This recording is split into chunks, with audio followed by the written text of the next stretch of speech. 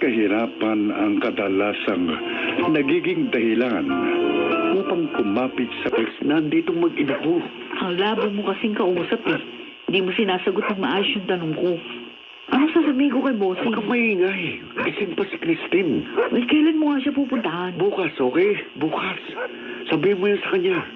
Siguraduhin mo lang, Nestor, ha? Huwag mong hintayin umiksi ang PC ni Bossing. Alam mo kung anong mangyayari.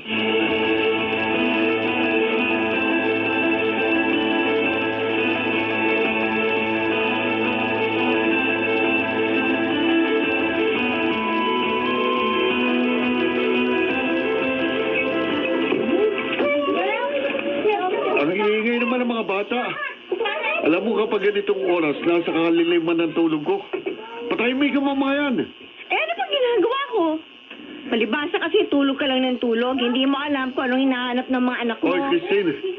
Huwag mo akong gagamitan ng ganyan tono, ha? Kahit kailan, hindi ako naging pabayang ama sa mga anak natin. Oo, alam ko. Kapag may pera ka, wala talagang problema. Lahat meron. Pero pag gaganyan, wala ka naman pera, ano gagawin mo? Di ba wala kang maayos sa trabaho? Dumidiskarte ko. Ano? Lalapit na naman tayo sa nanay mo? Ay, wag na! Nakakahiya na, no? Hindi ako kayang tiisin ni nanay. Bilisan mo mga bata. Doon muna kayo sa pamilya mo. Ano? Ay, naku, ayoko, Nestor. Isama mo na lang kami kina nanay. Alam mo, hindi na kami nagkakasundo ni Mama. Mula nung mahinto ako sa pag-aaral dahil nabuntis lang nga ako. Oo na. Kailan ba matatapos ang pagsisisihan dahil sa pagkakabuntis mo? Nanghirap sa pamilya mo eh. Ang tagal na nung, Christine. 3 na ang mga anak natin. Hanggang ngayon, hindi pa rin nila ako matanggap. Hindi naman sa ganun. Tinanggap ka na nga ni Nestor, ah. Oh. O, ang kaso. Ang kaso ano? Ano na naman ang bago nilang isu sa akin? Ha? Hindi ka lang nila masakyan. Anong? Wala kang maayos sa trabaho. Pero kadalasan, nabubuhay mo kami ng marangya. Pero kapag walang-wala naman tayo, lalo pa namin namamalimos ng mga anak mo. Dahil hindi kagaya nila, hindi ako pinababayaan ng pamilya ko. Kahit wala akong trabaho, mabubuhay tayo.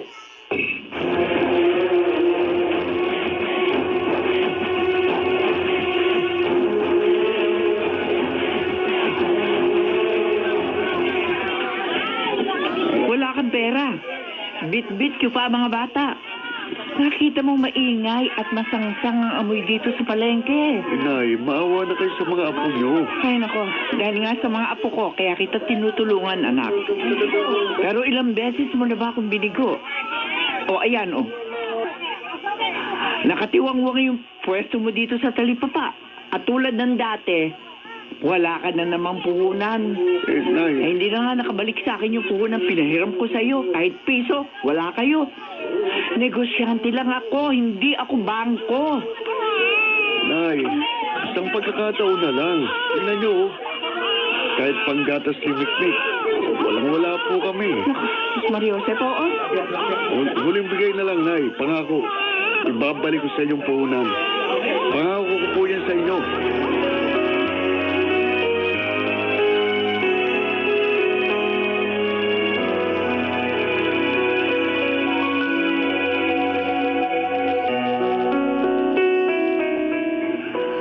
Nakapag-report na ba lahat? Opo, bossing. Umalis na po yung iba. Marami pa kasing kailangang i-dispose. Si Nestor, Maliban po sa kanya, bossing. lintek. Ginagago ba niya ako? Ubus na pasensya ko. Dali niya siya rito. Bossing, maayos naman po magtrabaho si Nestor. Baka bukas... Wala akong pakialam sa kata. Ah, 2 buwan na. Ayokong masirang pangalan ko dahil sa kanya. Hoy! yes, bossing. Ano pong gusto niyong gawin ko? Itong kinakailangan kaladkarin niyo siya papunta rito. Gawin niyo. Oh, yes. Iharap niyo sa akin!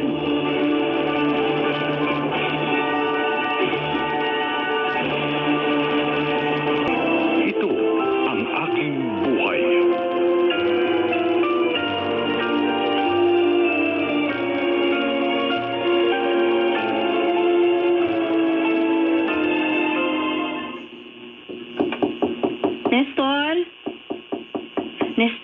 buksan mo nga ito. Nestor! Bakit ba lagi ka nagkukulong dyan sa loob? Buksan mo nga itong pinto. Ano? Anong ano? Ha? Nakatulog ka ba? Eh, Oh, namumula yung mga mata mo. Bakit kinailangan mo mag-lock ng pinto? Ano ba? Parang lagi kang may tinatago dyan sa loob. wala. May oras lang na gusto kong magpahinga mag-isa. Tulog na ba mga bata? Kanina pa. Hindi lang ako makatulog. Kaya nang i-istorbo ka. Marami pa tayong gagawin bukas sa talipapa. Nagpapakondisyon lang ako. Anong kondisyon? Wala ka namang ginagawa dito sa bahay kundi nagkukulong lagi sa silid na yan.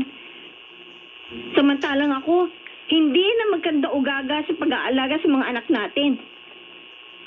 Tumutulong pa ako sa pagtitinda sa palengke. Ang dami mo namang sinasabi. Hindi ka na, matulog na tayo. Uy! Diyos ko, Nestor! Ano yun? Anak man! May nagbato sa atin ah! Naku, Nestor! Yan yung nakamotor na napansin ko kanina pa na nakaparado sa labas ng bahay natin. Kaya hindi ako mapakali. Siya yung nagbato sa atin. Namukha mo ba? Gagong yun ah. Oo, saan ka pupunta? Oy, huwag ka lumabas ng bahay! Tayo pa napapagtripan niya ha. Nakakita mo ba mukha ng tarantadong yun? Hindi! Paano ka makikita? Nakasuot ng helmet. Hayop na. Nestor, sino ba yun? Bakit siya ng bato? Ano ba kailangan ng tao yon? Ano?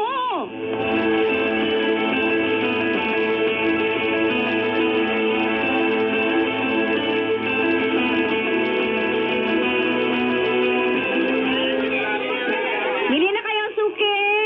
Buhay na tilapia dito, oh! Libre linis! Bili na kayo! Ay, Christine! Ay, Umalis ka dyan. Ako na dyan. ay, okay lang ako, Nay. Nalilibang naman ho ang mga bata sa paglalaro eh. May kahit na. Asa ba si Nestor? Bakit iniwang ka niyang mag-isa dito? Nandyan lang po yun sa tabi-tabi, Nay. Bili na kayo! Bili na kayo! Hanapin mong asawa mo. Ako na muna dito. Oh, Nay. sige na. Ay, suke! Nako, sariwan-sariwa mga iyan. Ilang kilo ba bibilin mo? Libre na linis. Halina kayo mga Ang suke. taong yun. Bigla na lang nawala. Ah, kayo.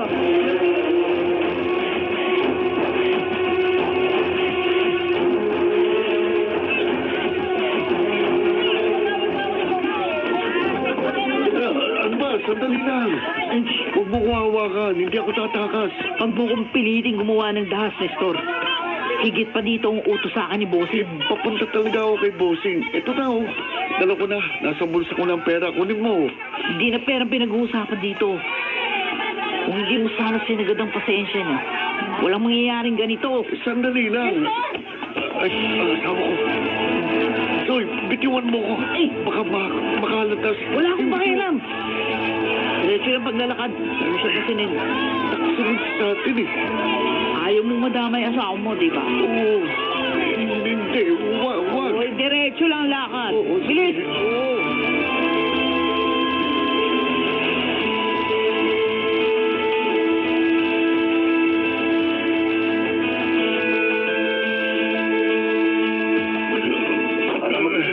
Musikan! Tama na, hindi na ako ulit. Sa katawan niya lang patamaan, huwag sa mukha. Bossing, mahawa ka. Patagal na ako sa inyo. Hindi ko magagawang magtaksin sa inyo, bossing. Maring ko, may mga anak ako. Mahawa ka naman, bossing. Tama na yan. Maring ko. Nestor.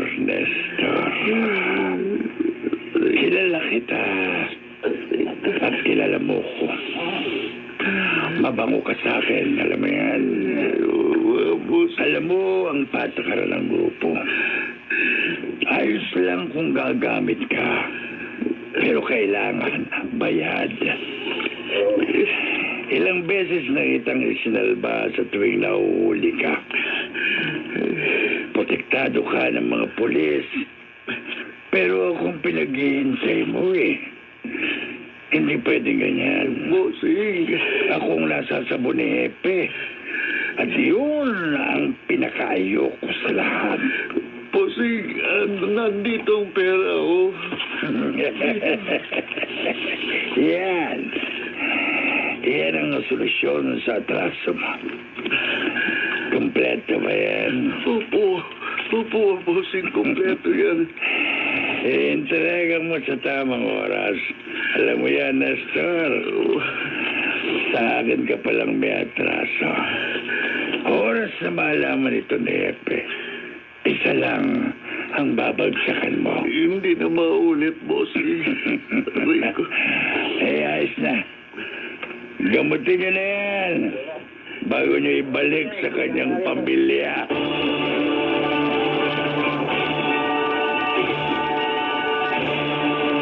Din ang ating tampok na kasaysayan dito sa ating dulang.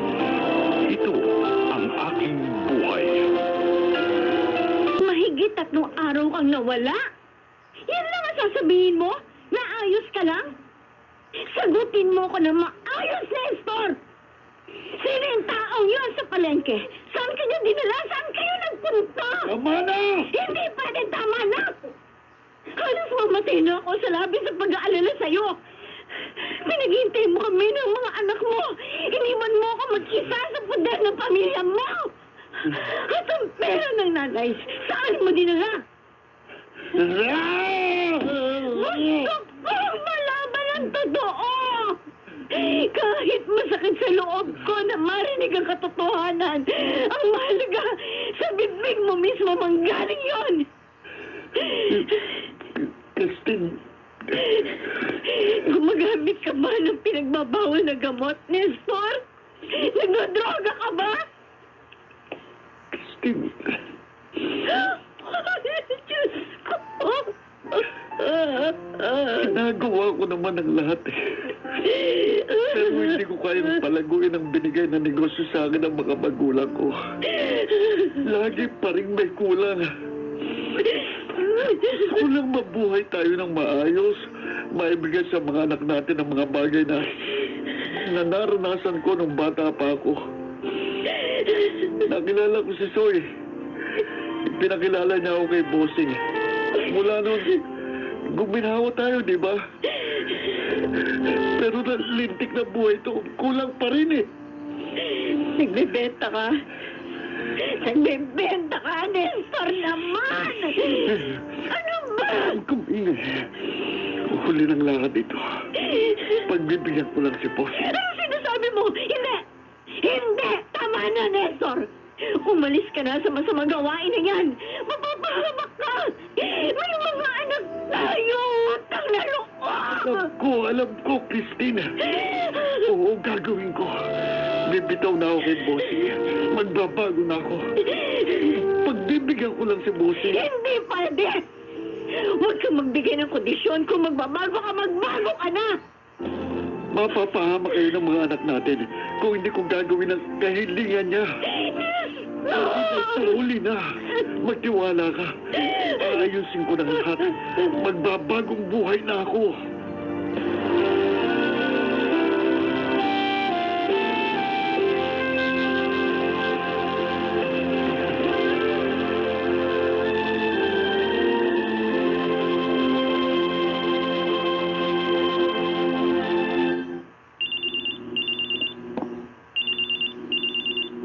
Hello? Oh, sorry. Na-dispose ko na. Palabas na ako ng iskanita. Paandarin mo ng motorsiklo. Malapit na ako. May tumibre sa'yo, Nestor. Pasensya na. Anong, sir? Anong katraidoran nito? Ikaw ang napiling pamalit ulo. Ah, Wala akong alam. Ngayon ko lang nalaman. Kaya kung may oras pa, takbo na! hayop ka, Bossing. Hayop ka.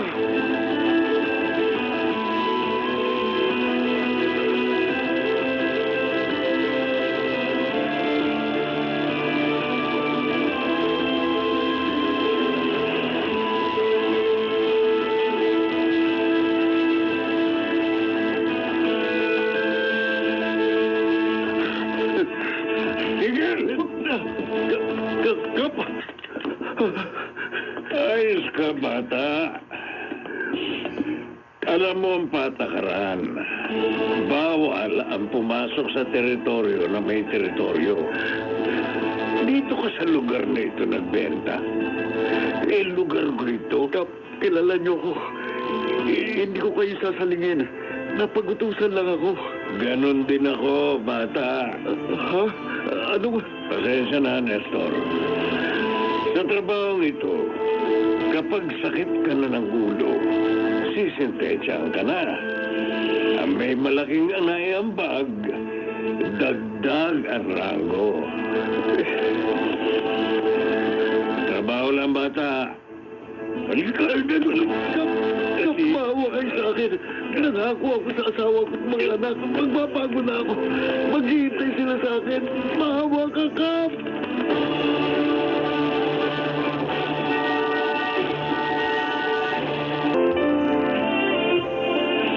Pinalabas na nahulihan at sabog sa pinagbabawal na gamot habang tumataka sa pulis ang asawa ko.